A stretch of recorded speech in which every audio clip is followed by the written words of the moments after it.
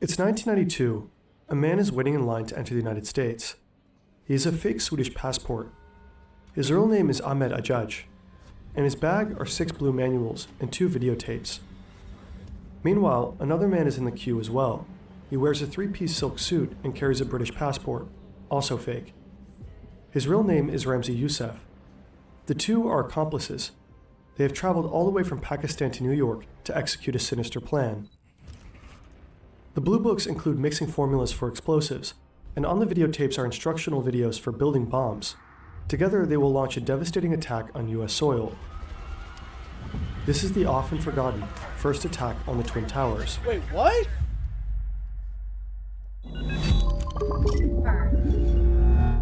This video is in part based on the fantastic podcast Operation Trade Bomb, link is in the description. 𝗟𝗂𝗄𝗧𝗏 pulls out his fake Swedish passport. The immigration officer studies the document. He is suspicious. He decides to send 𝗟𝗂𝗄𝗧 to a secondary inspection. Officers search his luggage and find the manuals. He gets arrested on the spot. His belongings are seized by the police. 𝗟𝗂𝗄𝗧𝗏 is also sent to secondary screening. He abandons his fake British passport. Hold on, am I the only one that didn't know that there was a 9/11 attack in 1992? Instead claims to be an Iraqi citizen. I meant Twin Towers, not 9/11. For political asylum. He too gets arrested, in this case for traveling without a visa. But the authorities release him on his own recognizance, meaning he's free to move if he appears to a court date for his asylum grant. As a result, he successfully enters the US. But with 𝗟𝗂𝗄𝗧 in jail and the manual seized, Yusuf has to execute their plan on his own. How 𝗟𝗂𝗄𝗧𝗏 became radicalized remains a mystery to this day. However, throughout his life, he came into contact with multiple radical Islamists, each likely influencing his extremist beliefs.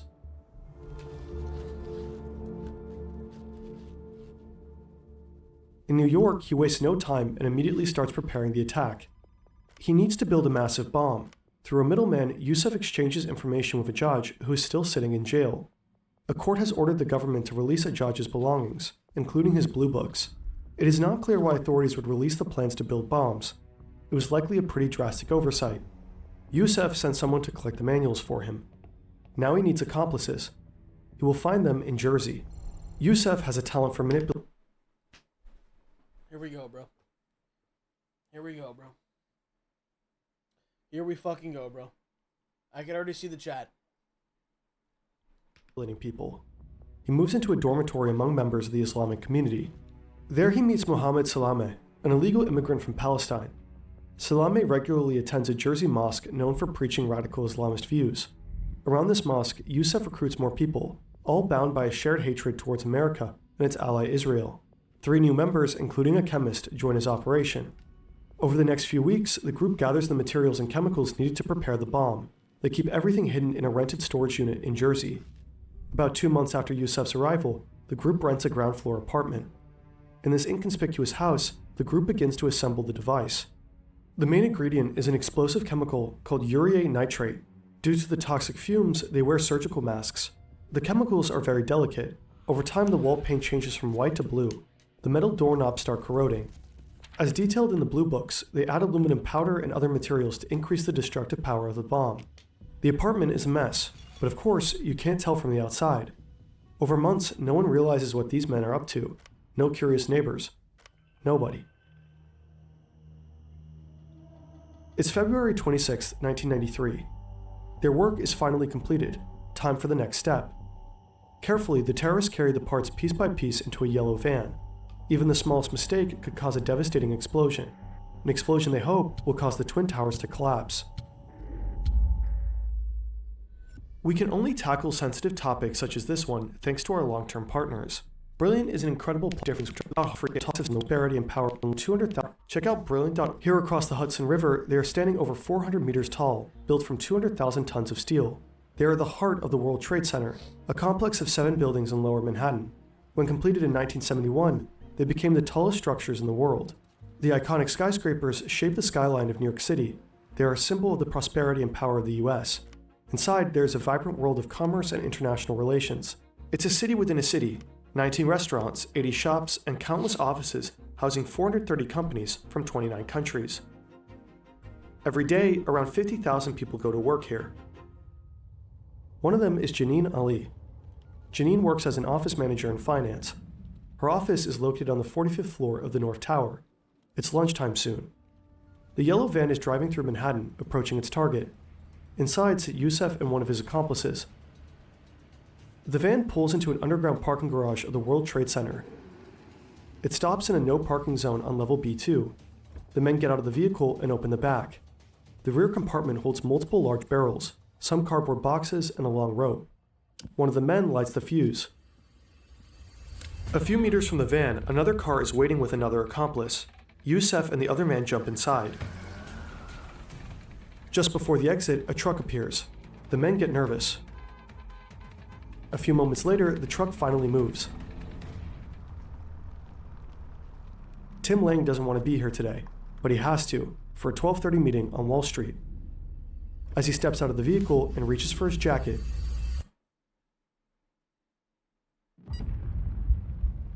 Janine notices that, suddenly, the earth is shaking.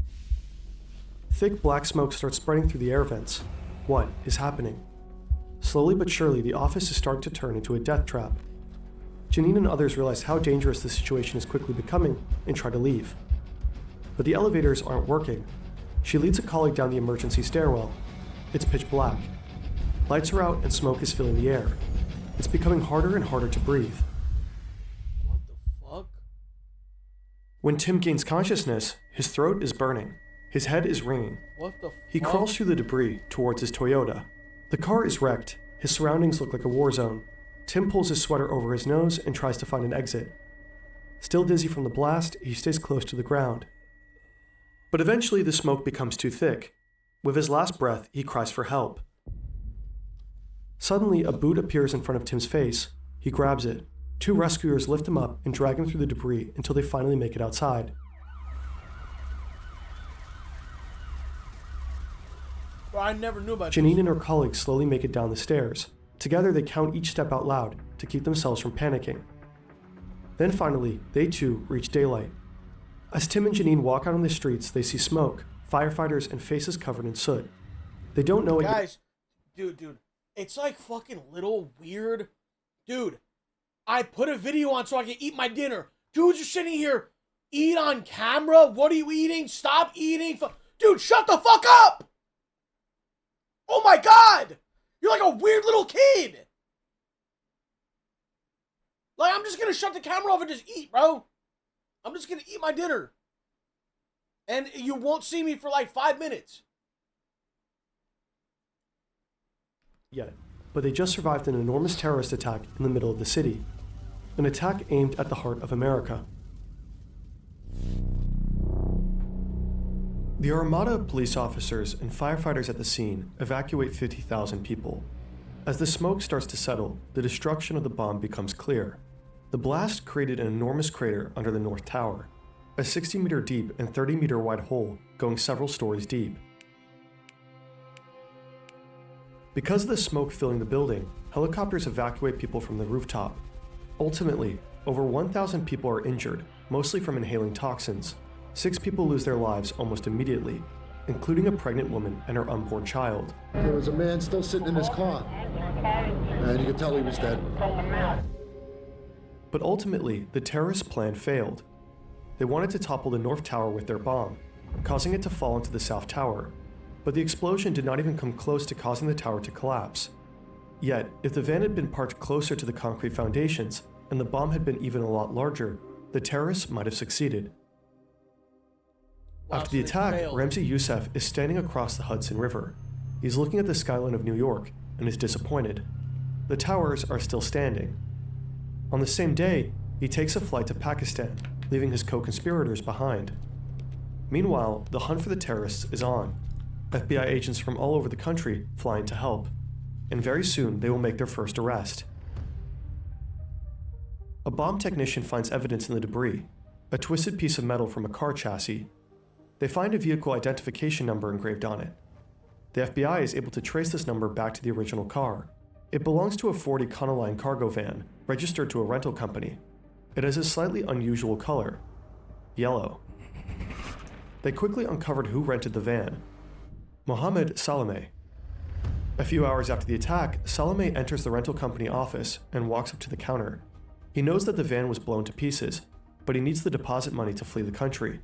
𝗟𝗀𝗪 says the van was stolen and requests the $400 deposit. The employee tells him to file a report with the police and come back after that. A couple of days later, 𝗟𝗪𝗪 actually returns and tries again. Only this time, the employee at the counter is an undercover FBI agent. 𝗟𝗪𝗪 tries to persuade the employee to refund his deposit. He's nervous, but since the van is missing, he only gets back half. In desperate need of money, 𝗟𝗪𝗪 takes the $200 and leaves. Just outside the door, an armada of FBI agents and police officers are waiting for him. But 𝗟𝗪𝗪 is just one guy, and the rest of the group is still out there. On February 27th, the day after the bombing, the New York Times receives a letter. We are the 5th Battalion in the Liberation Army. Declare our responsibility for the explosion on the mentioned building. The letter contains multiple demands to the US. All aid to Israel and any interference in the Middle East should be stopped. The terrorists set an ultimatum. If our demands are not met, all of our functional groups in the Army will continue to execute our missions against the military and civilian targets in and out of the United States. After 𝗟𝗪𝗪's arrest, the FBI searches his apartment and finds evidence that links him to the other conspirators. Ultimately, 𝗟𝗪𝗪's stupidity pulls the thread that uncovers the entire plot. 𝗟𝗪𝗳𝗃 finishes his sentence for passport fraud and is released from prison, but on March 9th, he is arrested again. The next day, a SWAT team raids the apartment of another member of the group, the chemist responsible for mixing the explosives. A third terrorist manages to escape to his hometown in Egypt, but local agents manage to capture him. After he confesses participation in the attack, he is extradited to the US, where he's taken into custody. All 4 co-conspirators are found guilty. They are sentenced to 240 years in prison. But one man is still missing, the mastermind behind the attack. Oh, fuck. In the summer of 1994, Yusuf travels to the Philippines under a new name. This is the start of the so-called 𝗟𝗀𝗳𝗶𝗯 plot. Bombs are to be placed aboard 12 planes bound to the US. The plan is being funded by supposed allies of the notorious Osama bin Laden. Global terrorism is reaching a new dimension. Yusuf's plan is set to work in 2 stages. His conspirators board the chosen flight, plant the bombs underneath their seats, and get out at the first leg of the trip. A timer will detonate the bombs during the second flight. To ensure the airline bombs function as intended, Yusuf assembles small explosives and conducts a series of test attacks. One bomb detonates in a movie theater in Manila, injuring several people. Another is planted underneath the passenger seat of an airplane. It explodes en route to Japan, killing a Japanese man. Yusuf, on a relentless killing spree, plans to also assassinate Pope John Paul II during a scheduled visit to Manila. Bro. This guy just wants to In January 1995, just 2 weeks before the group wanted to execute the 𝗟𝗀𝗳𝗶𝗯 plot, something goes wrong while building one of the bombs. Concerned neighbors call the fire department. The Pope? What does the Pope even have to do with the US?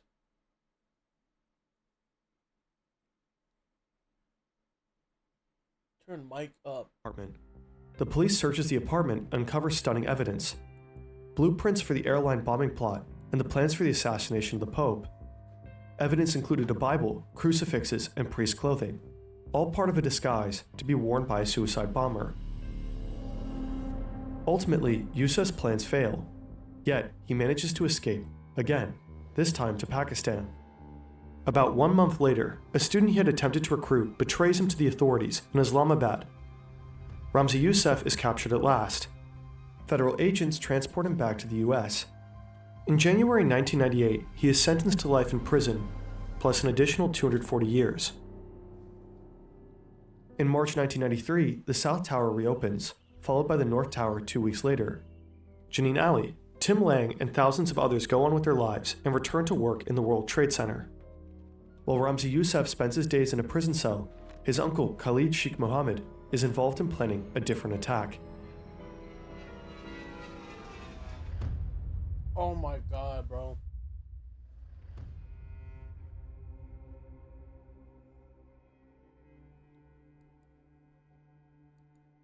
What the fuck?